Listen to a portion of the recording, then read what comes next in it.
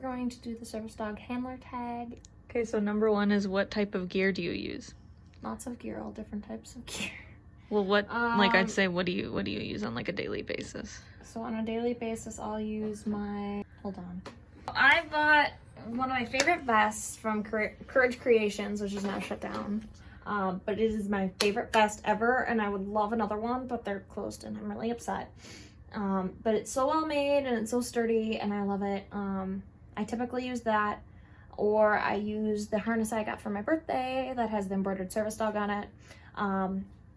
I have a little medicine pouch that's from Suwatco that I've been putting just emergency meds in, and we've been training Toby to just retrieve that, and that's been interesting. I haven't tried it out yet, but I probably will pretty soon here. Towards the winter, we wear boots. We just got him a new pair of boots for this winter.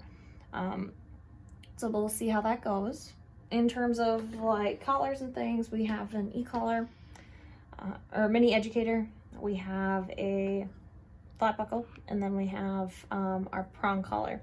We have 2 different prong collars. We have a Springer, and then we've got a PetSmart one, or Petco. Did we go Petco or PetSmart? PetSmart. PetSmart. Then we got a PetSmart because we wanted me to have one just in case of emergencies, and to take links off of. But I'm going to order a second Herm that's hypoallergenic because Toby normally has issues on his neck with any kind of like, with any prong like devices. So, and then we've got our red leash, or we've got our hands-free.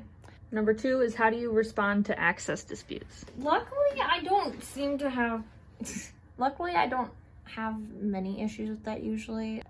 All of the access issues I've ever had have been dealt with by somebody else. Basically, Toby is still a service dog in training, so most of the time when he goes out, I'm with them. So Right. usually as the trainer, I try and deal with it. But if you had an access issue by yourself, like how would you handle it? So like, let's say someone says, you can't have dogs in here. Like, sorry, we don't allow dogs. I would try to inform them about the ADA and just remind them that by law, not only in the state of Wisconsin, but federally, service dogs are allowed in establishments. Okay. And then if they take it higher than that, I've never gotten that far yet. Normally any issue I've had, I call the trainer, and then people usually go like, oh fuck, okay, fine. Your trainer. Number 3, best response from someone when they see your service dog. So, oh, look at those booties! jeez, that was excessive. That's always how it is. So everyone thinks the boots are cute. Everybody goes, oh my gosh, look at these booties. Look at those booties. Look at the booties. Owner trained your program dog. Technically, we were part of a program with the first trainer, but now we are privately trained through Brielle. So technically we're trained because she's an owner of a dog and she trains. So in case you're actually curious, I am a private trainer, professional trainer. So I'm not training her through the program that I work with. I'm just privately training. How did you find out about service dogs? A mix of the internet and assholes. So when I started college, there is a staff member through the disability program, and she had so we believe that the dog is a fake service dog, even though the person works at the disability center and has a fake service dog. And so I had asked, because I was like an innocent incoming freshman, I had said, hey, what can you talk to me about like how you get a service dog and stuff? And she goes, no, leave me alone. So that was my first experience with a service dog. And then I watched Chronically Jackie for a while, and some other videos on YouTube, and like just kind of discovered that dogs could help with tasks. And when I realized that our family dog couldn't be a service dog, then I started looking outwards. And then you found me.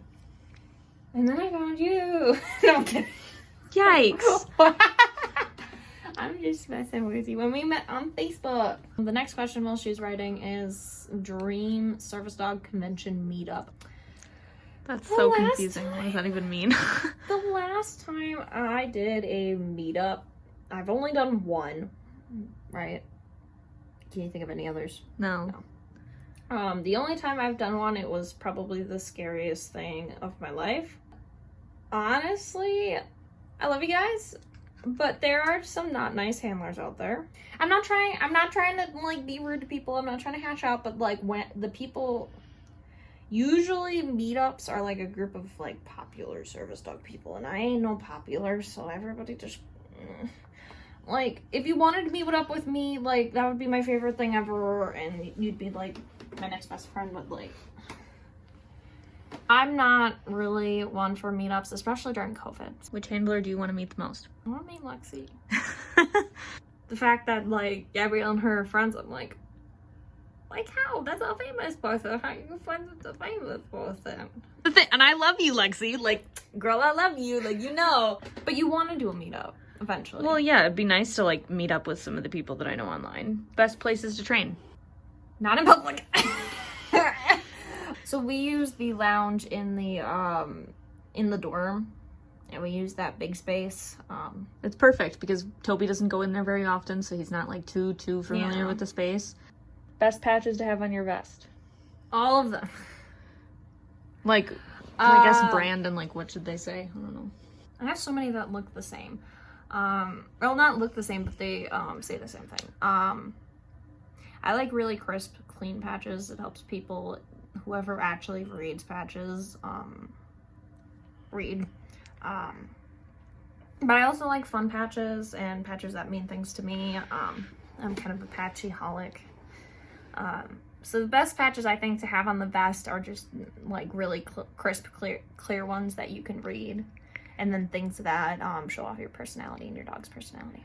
Least favorite places to go with your service dog? Anywhere I know that Toby's not ready for. Toby's still a service dog in training, in case you guys didn't know. He's still a service dog in training.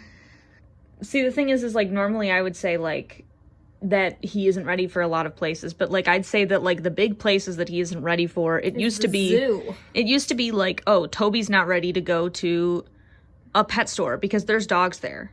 Right. He wasn't ready for that like a while ago, but now it's like he's ready for a pet store, but he might not be ready for a zoo, or he might not be ready for like Disney World. That's like big places that has like tons of distractions, you know, like we're not talking like places that just have like single distractions that are a little bit bad anymore. And the hard part is like we've been really focusing, because originally I'll make videos eventually going into this, but I have attention deficit hyperactivity disorder, or ADHD, and it can, like, even though I've grown out of a lot of it, it's still really hard for me to focus in like the grocery store, and sometimes I just lose the ability to, because a big part of training a dog is focusing on the dog, and I lose my ability to, in the past I've lost my ability to focus on him. And so it used to be like, oh well, my dog's being trained, so I have this expectation of him that he should just be fine, and we'll go into that later. It's but there's a lot of places that like I haven't wanted to go to in the past because I know like I can't, it's gonna be too overwhelming for me. So any places that I know are gonna be overwhelming for me, definitely Disney World, no. What? I don't like to bring him to the dining hall. Yeah. So our campus has a dining hall, and we have a couple fakes on campus that, oh my god, roll the eyes time.